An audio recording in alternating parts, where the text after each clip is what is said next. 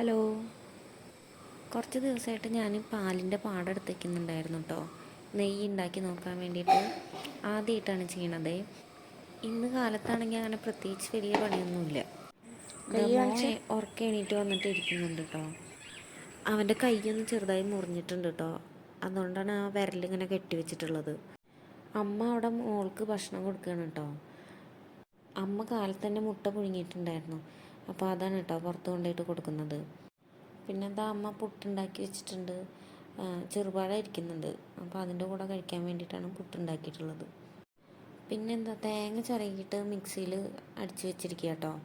അത് വറുക്കാൻ വേണ്ടിയിട്ടാണ്. തേങ്ങ വറുത്തിട്ട് കുറച്ച് ചെമ്മീൻ ഇന്നലെ അമ്മ വരുമ്പോൾ കൊണ്ടുവന്നിരുന്നു.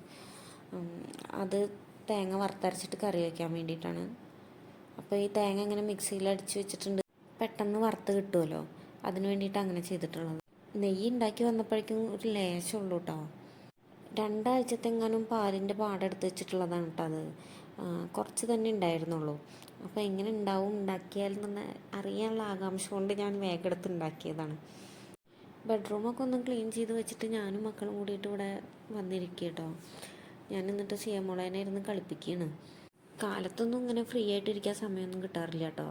ഇതിപ്പോൾ അമ്മയുള്ള കാരണമാണ് ഇങ്ങനെ ഇരിക്കുന്നത്. പിന്നെ അമ്മ ചായ കുടിക്കാൻ വിളിച്ചപ്പോൾ ഞങ്ങൾ വന്ന് ചായ കുടിക്കാൻ ഇരിക്കുക കേട്ടോ. അമ്മ അവിടെ കട്ടൻ ചായ ഉണ്ടാക്കി വെച്ചിട്ടുണ്ടായിരുന്നു. അതെടുത്തുകൊടുത്തിട്ട് ക്ലാസ്സിൽ ഒഴിക്കുകയാണ്. പുട്ടിൻ്റെ കൂടെ കട്ടൻ ചായ എന്തെങ്കിലും ഉണ്ടെച്ചെങ്കിൽ കഴിക്കാൻ ഒന്നും കൂടി എളുപ്പമാണല്ലോ. ഞാൻ പഴം കൂട്ടിയിട്ടാണ് കഴിക്കുന്നത്.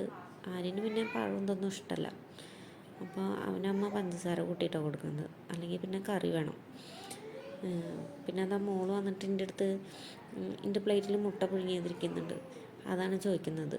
അവൾക്ക് വൈറ്റ് ഭാഗം നല്ല ഇഷ്ടമാണ്. അത് കൊടുക്കുകയാണെങ്കിൽ അങ്ങനെ കഴിച്ചോളും. അത് കിട്ടാൻ വേണ്ടിയിട്ടാണ് എന്നോട് വന്ന് ചോദിക്കുന്നത്. ഞാൻ ആദ്യം പഴം കൊടുത്തു നോക്കും. പഴം അവൾക്ക് വേണ്ട. പിന്നെ ഞാൻ എന്നിട്ട് മുട്ട എടുത്ത് കൊടുക്കും. അപ്പോൾ മുട്ട കയ്യിൽ കിട്ടണം. കയ്യിൽ കൊടുക്കാൻ പറ്റില്ല മുട്ട. അതൊക്കെ അവിടെ അകത്താക്കും. അപ്പോൾ ഞാനിങ്ങനെ വായിൽ വെച്ചെടുക്കുകയാണ്.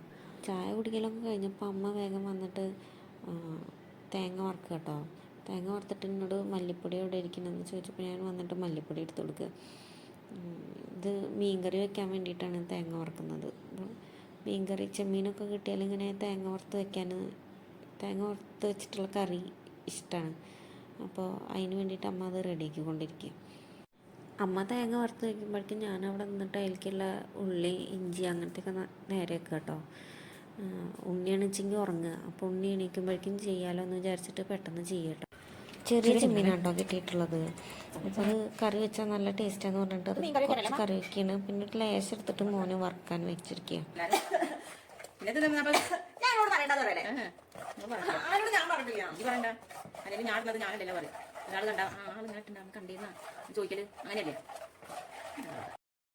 അമ്മ ചെമ്മീൻ കറി വെക്കാൻ നോക്കുക കേട്ടോ. അപ്പം ഞാൻ ഈ ഫോണും പിടിച്ചിട്ട് വീഡിയോ എടുക്കുന്ന കണ്ടിട്ട് അമ്മ ചോദിക്കുന്നുണ്ട്, നീ എന്താ ആരുടെ അടുത്തെങ്കിലും പറഞ്ഞിട്ടുണ്ടോ എന്ന് ചോദിച്ചു. അപ്പോൾ ഞാൻ പറഞ്ഞു, ഞാൻ ആരുടെ അടുത്തും പറഞ്ഞിട്ടില്ല, അമ്മോട് മാത്രം തന്നെ പറഞ്ഞിട്ടുള്ളൂ. അപ്പോൾ അമ്മ പറഞ്ഞു, അമ്മ മേമോടൊക്കെ പറഞ്ഞിട്ടുണ്ടെന്ന് പറഞ്ഞിട്ട് ഞാനും അമ്മയും കൂടി നിന്നിട്ട് തല്ലൂടുക. ഞാനാണെങ്കിൽ ആരോടും പറഞ്ഞിട്ടില്ല. ഹസ്ബൻഡിൻ്റെ അടുത്ത് തന്നെ 1 മാസമൊക്കെ കഴിഞ്ഞിട്ടാണ് ഞാൻ പറയുന്നത്. എനിക്കാണെങ്കിൽ ഈ വീഡിയോ ഒക്കെ എടുത്തിട്ടിട്ട് ഇങ്ങനെ ഞാൻ തന്നെ ഇരുന്നത് കാണുമ്പോൾ എനിക്ക് എന്തോ പോലെ തോന്നും. അപ്പോൾ ആ ഒരു എന്താ പറയുക, എങ്ങനെ പറഞ്ഞിട്ടുണ്ടെന്ന് അറിയുന്നില്ല.